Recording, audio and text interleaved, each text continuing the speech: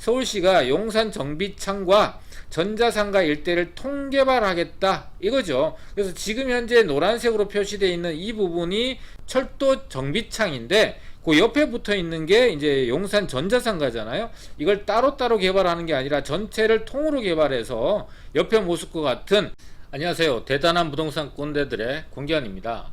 4월달 새로운 시장이 취임을 하고 나서 그동안의 서울시의 앞으로의 부동산 정책들이 크게 변하고 있습니다. 재건축에 대한 부분하고 재개발에 대한 부분을 나눠서 앞으로 지금까지 나와 있는 부동산 정책들이 어떻게 진행되고 있고 앞으로 부동산 정책이 어떻게 바뀔 것이고 향후에 올해 연말에 예정되어 있는 큰 프로젝트가 하나가 있죠. 그런 것들이 향후 부동산, 특히 서울의 부동산 시장에 어떻게 영향을 줄 것인가를 주제로 하는 서울시 부동산 정책을 보면 서울의 미래가 보인다라는 제목을 갖고 오늘 얘기를 한번 풀어보도록 하겠습니다. 지금부터 시작하도록 하겠습니다.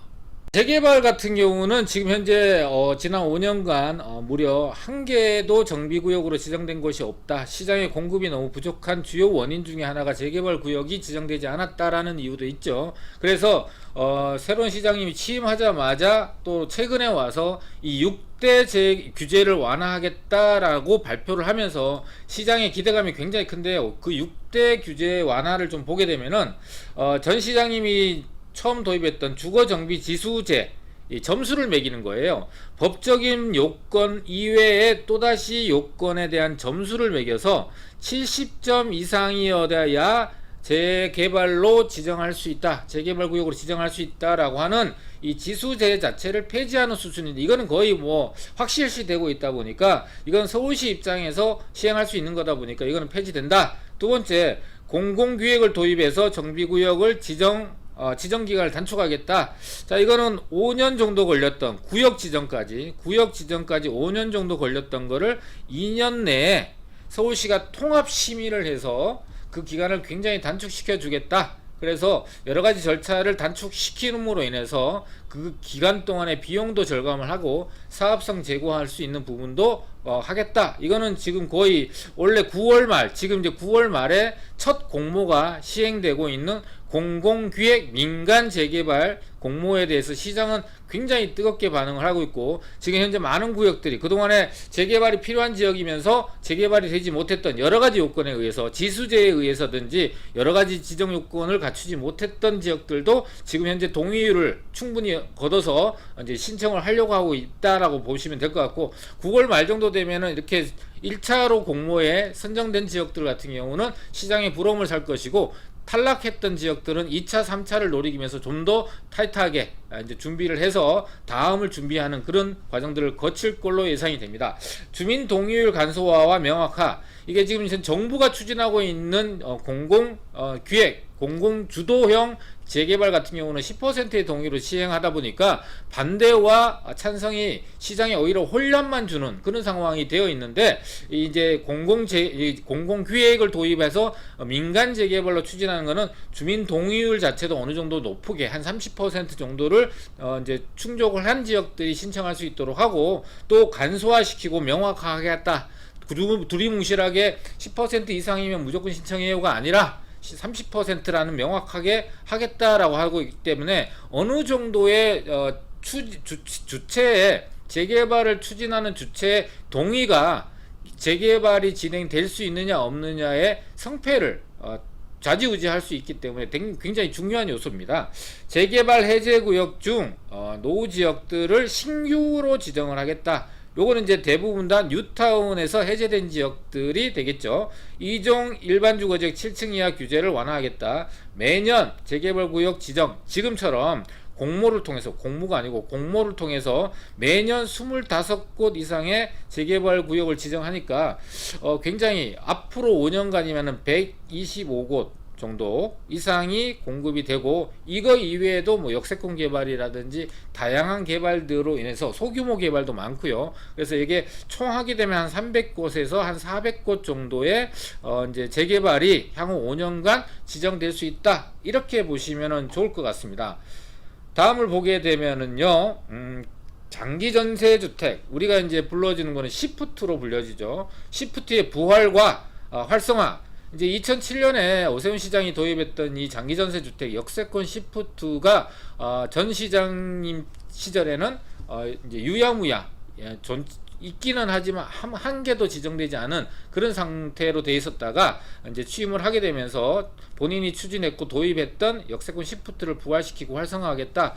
그래서 최근에 용산에 보면 원효로 일가하고 이런 지역들이 시프트 방식으로 동의율 4분의 3을 충족을 해서 서울시에다가 구역 지정을 신청해 놓은 상태죠. 따라서 이것도 시장에서는 민간 재개발이기 때문에 이제 반응이 굉장히 좋고 또 민간 개발에 대한 거부감이 없잖아요. 그래서 오히려 그에 대한 선호도가 높다 보니까 그렇게 진행이 될 거고, 또 한 가지는 서울에 307개의 지하철역이 있는데요.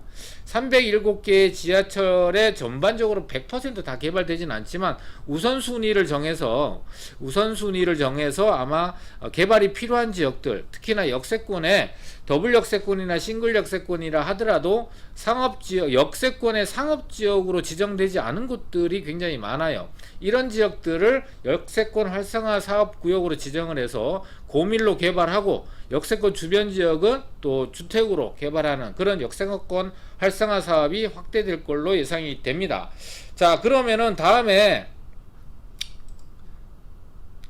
역세권 시프트에 대해서 오세훈 시장께서 본격화하겠다, 시프트 본격, 장기전세주택 5년간 7만 가구를 공급하겠다라고 8월 24일 뉴스에 나온 내용인데요. 이거는 이제 취임 당시에 얘기했던 공약 중에 하나이기 때문에 취임 시에 공약을 성실하게 추진하기 위해서 굉장히 노력하고 있다라고 볼 수가 있습니다. 근데 역세권 시프트는 결과적으로 어떤 얘기냐면은 기존의 개발로 진행이 됐을 때에 이제 사업성에다가 인센티브를 주죠. 용도 지역을 상향시켜 준다거나 용적률이 상향되게 되면은 더 많은 주택을 짓는데 그 중에서 절반 정도를 임대주택으로 가져가고, 역세권 시프트 장기 전세 주택으로 가져가고, 나머지 부분은 조합들이 기존에 있는 주택의 사업성보다도 더 높은, 더 많은 세대수를 지을 수 있도록 조합이 이득을 가져가는 이런 형식으로 해서 임대주택, 도심지의 역세권에 보다 좋은 주거 환경을 갖고 있는 지역에 분양주택뿐만 아니라 임대주택을 공급해서 사회에서 보호받아야 될 분들도 이런 좋은 입지에 살 수 있도록 하겠다라는 것이 역세권 시프트 계획입니다. 그리고 역세권 활성화 사업도 이의 일환으로 방식은 조금 다르지만 거의 일맥상통한 개발 방식으로 진행이 되는데, 시프트는 꼭 역세권이 아니어도 되지만 역세권 활성화 사업은 역세권을 위주로 해서 개발한다, 요런 정도의 차이가 있고, 고밀로 개발한다라는 장점을 둘 다 똑같이 갖고 있다. 고밀 개발이니까 당연히 사업성이 좋다.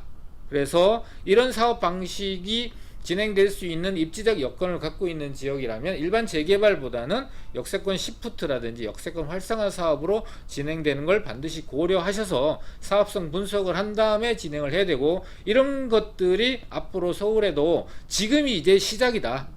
왜냐하면은 내년 6월 달에 재신임을 받게 되면 본격적으로 탄력을 받고 이런 지역들이 더 많은 구역들이 지정이 될 걸로 예상이 됩니다. 자, 이런 것들이 많이 진행된다면 부동산 시장에 안 그래도 가격이 높은데 가격 상승에 대한 부분에 이제 부채질을 하는 것이 아닌가 라고 얘기할 수 있는데, 이건 제가 밀어붙이는 게 아니고 서울시의 정책을 분석해서 앞으로 서울시의 시장, 부동산 시장의 방향이 어떻게 바뀔 것인가 라는 것을 예측해 보자고 분석하는 것이지, 제가 이걸 추진할 수 있는 능력은 없다, 그런 걸 꼭 기억해 주시기 바라겠고요. 자, 다음을 보게 되면은요, 용산 마스터 플랜입니다. 자, 이게 앞으로 지금 서울시에서 서울시장님이 추진하고 있는 게, 그동안 오랫동안 이 용산에 대한 업무지구에 대한 개발 계획, 특히나 용산 국제 업무지구 자리죠, 철도 기지창 자리와 그 다음에 용산 전자상가, 그 다음에 캠프킴 자리, 그 다음에 용산 공원, 그 다음에 서울역 역세권, 북부 역세권 개발, 이런 것들이 굉장히 오랫동안 서 있다가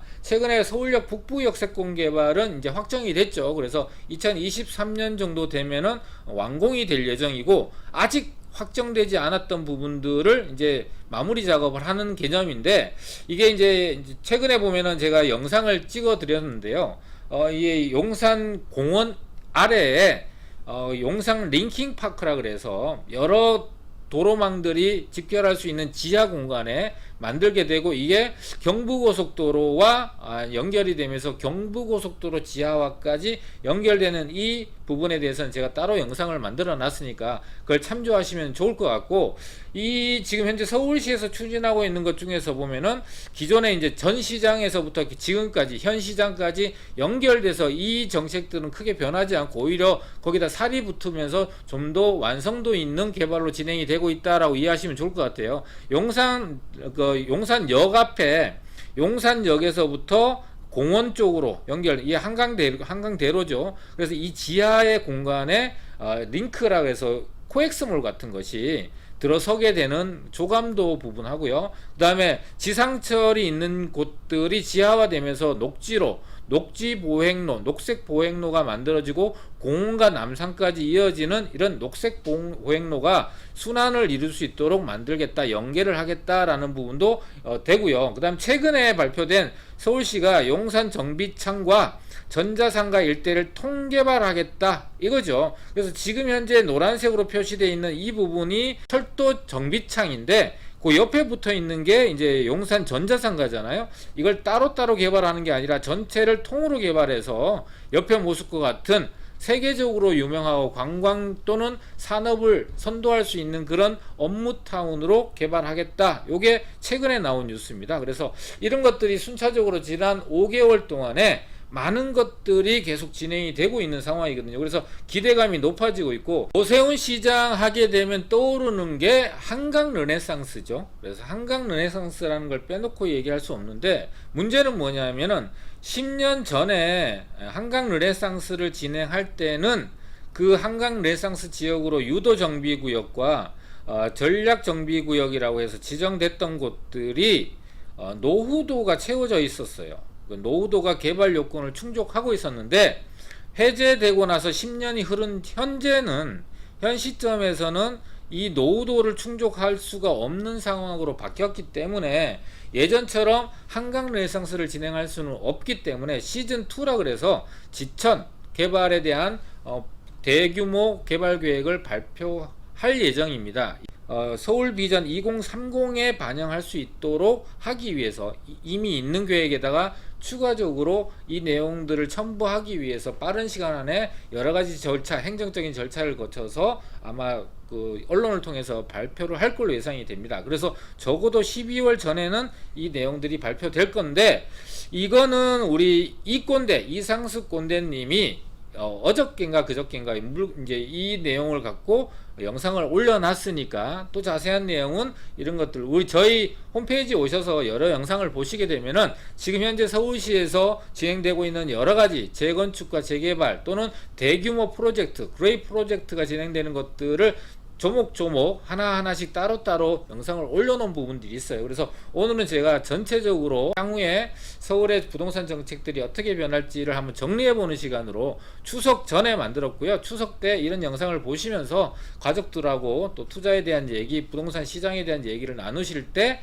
좀 더 이제 지식인처럼 많은 거를 알고 계신 부분처럼 이렇게 얘기하시고 또 논의도 하시면 좋을 것 같아서 오늘 서울시의 부동산 정책이 어떻게 나오고 향후에 어떤 정책이 진행될 것인가를 한번 다뤄보는 영상을 만들어 봤습니다. 오늘 영상은 여기서 마치겠고요. 구독, 좋아요, 알람 설정해 주시면 감사하겠습니다. 마치도록 하겠습니다.